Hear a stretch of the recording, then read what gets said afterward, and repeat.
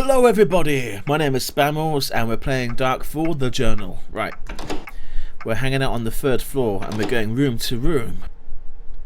And it's just dawned on me there was a piano in the bar and it was a puzzle. You had to push the right notes and we couldn't work it out. We just picked up a piece of paper that said these notes need practicing. So I wonder if we push those it will open up. We shall check that out later.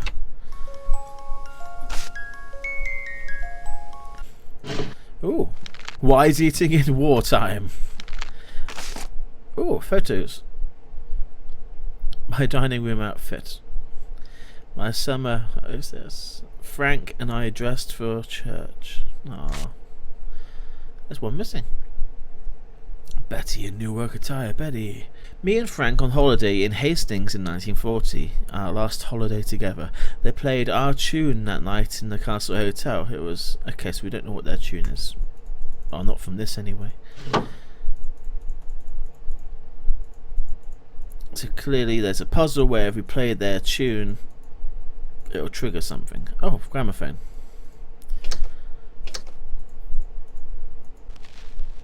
That's the volume. Come on.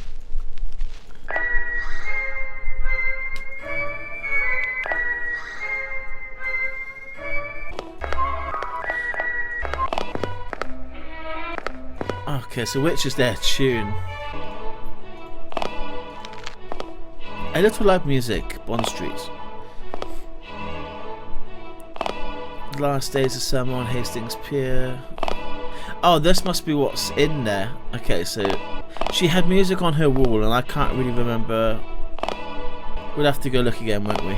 Local music night a success. A truly wonderful evening was had by you all at the last Musical Memories night at Station Hotel in the village of Dowerton, presented by landlord Frank Penfold.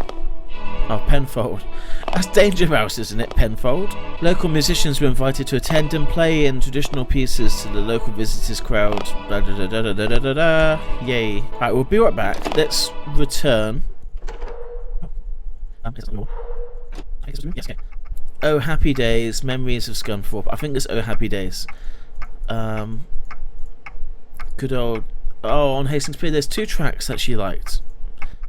Oh, Hastings on Hastings Pier. Other track listings. On Hastings Pier was one of them. Oh Happy Days. Okay, it must be on Hastings Pier, number 2.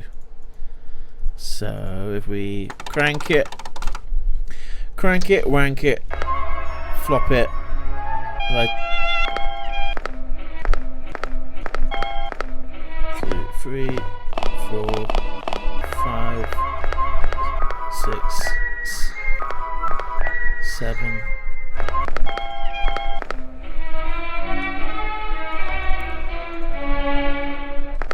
Well, there's me thinking I'd cracked a puzzle. Right.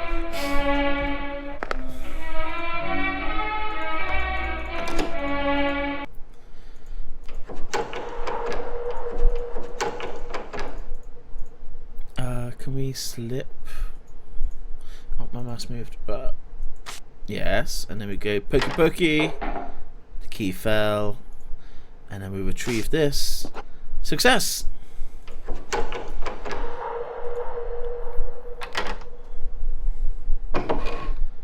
And we're in. We don't belong.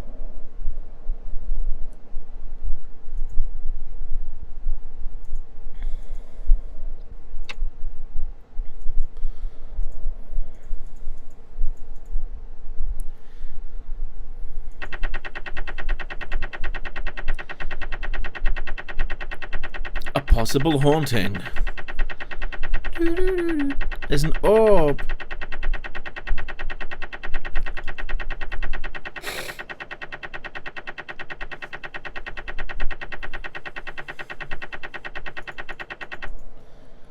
Tube number 2.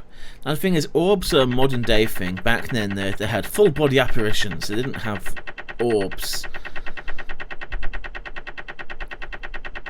I'm dead serious. You can look it up.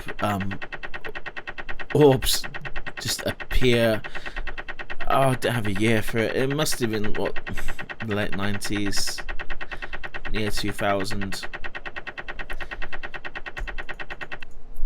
Problem being is, back in the oldie days, they was a bit more ignorant and superstitious, and they had no real technology to capture what they were seeing. And because they wrote things so expressively, with such articulate detail, oh, the beast rose from, like, okay, the can, or they haven't got cans, but the can could fall off the table, and they'd be like, oh, the demon arose within me, and the ground shook, and the table vibrated, and the can did a roll of off. But yeah, nowadays we got cameras. It's like, oh, where's the ghost? Oh, well, the orb did it. I should have been paying more attention. And not telling stories with us clicking in the background. Right. Elements. Fire. Lightning. Wind. Water. The end. That's a fantastic video, Crabtree. Great job. Click. I'm glad we watched that together. Oh, projector. If we had a slide, which we don't. I wonder if I could. No, can't put that in there. Bin. Wait, can we turn and look down? No, we can't. Okay, we cannot turn and look down. Table. Nothing at the window. He likes his photography. Ooh. Arthur Johnston at 3A. Hello, George. I have to be quite careful what I write, as I think Captain Bartlett reads the posts. No worries though, it's great here, nothing like what we thought. The other chaps are all great fun, and I am learning a lot of things that I never even dreamed of in Darrowton. Still miss the old place though, and you of course, especially today. There is word going around that tomorrow night is the big move. Some big wigs from London arrived and they spent the whole night in the operations room, so looks like this is it. Do not worry, I am not nervous. I want to get the thing over and done with. Sort them out once and for all. That should not take that long. We are ready to go. No looking back. Think of me. How are things there? I regret leaving you with that thing. Have there been any further developments? I still think you should go to the police. I will swear on the Bible if it will help matters. Right soon. I am told we can still get our post, but I do not see how. Right anyway, I will get it one day. How is my studio? You can clear away my stuff if you need more space. I can unpack it all when I return. Can't I? Yes, I will do that. Pack my stuff away for now. It will not be for long, I promise. Say hello to Edith for me and tell her I miss her cooking. It's horrible food here, but we cannot grumble.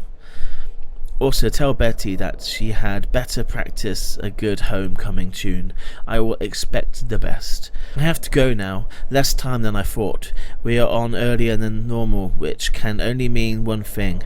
I am going to go now, and you will not think of me again until I step off that train on platform 1. App will be as it should be. You will be waiting by the buffet. Betty will be waiting with a nice pint of beer. Edith will have one of her famous rabbit pies in the stove. I can see it now. This thought alone will keep me strong till I come home. You must not think too much while I'm away. You have enough problems as it is. You must not think too much while I'm away. You have enough problems as it is. I will be back to help you defeat our miscreation. All my thoughts are with you. See you soon, Arthur.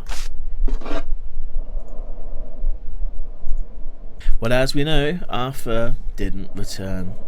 So clearly it was, the big push, afraid of the dark.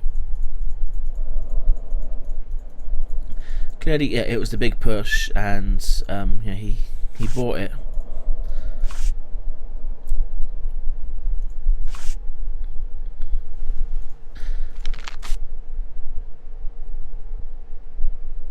A most extraordinary discovery, quite by accident as well. Arthur and I were pottering around the cellar when we both wondering if we could determine the cellar's age or whereabouts of Tom Oliver's final resting place. Why has the music changed? The tale dates back years, and I have never taken it too seriously. Arthur finds it fascinating and little romantic, but it's lost on me. Nevertheless, we took it upon ourselves, rather arrogantly, to solve the Oliver mystery. Jolly exciting. My art skills are appalling when compared to Arthur's skills, but this is the rough one copy of Tom.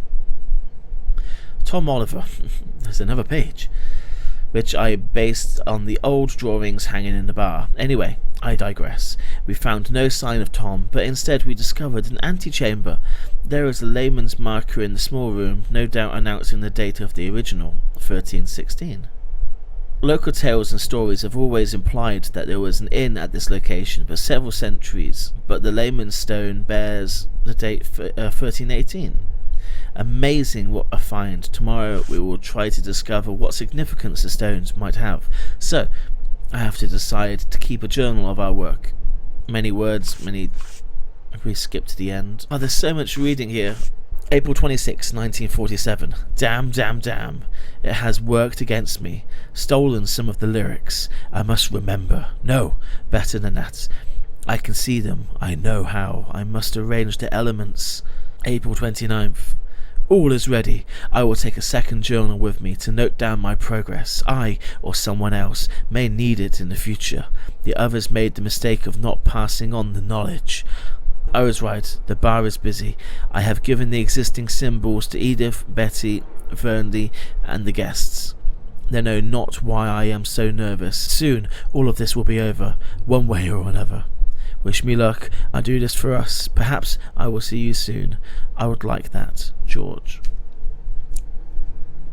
Without reading all of that, we can deduce that they're digging in the cellar looking for Tom Oliver, the Tiny Tim from the tunnel, and they uncovered the antechamber of the stones and the symbols, and they've released some sort of demon, and he knows how to bind it, and he's given everyone in the hotel the parts of the puzzle in order to keep it safely locked away.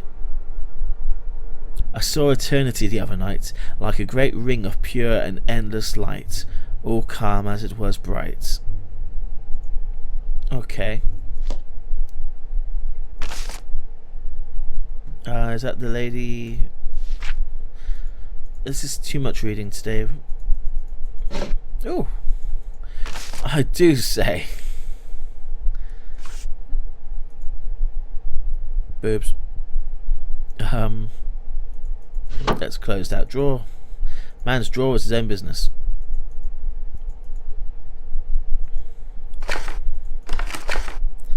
It's a puzzle. Oh, and I can't see where I'm putting the pieces. Right. It's like hard mode puzzle because you can't see where you're bloody putting it. Right. Door. That's the side. It's going to gather them in one place together. And that one drops in there.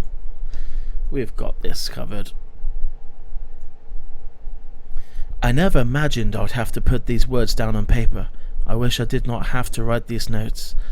But something must be said in the way of an explanation. What I have done. It's too late for sympathy. I realised that. I realised it. It tricked me.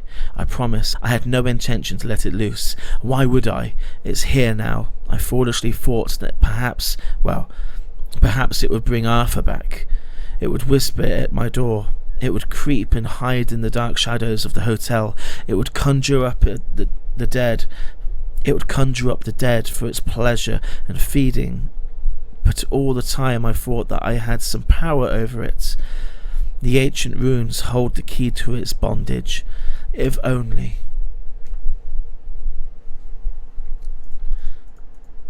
Okay. Story's developing.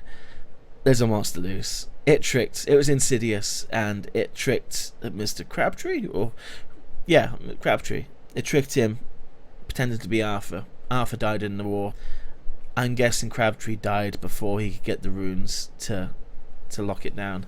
Anyways, we will continue this in the next episode. Thank you for watching. Rate, comment, and subscribe, and I will see you next time. Goodbye!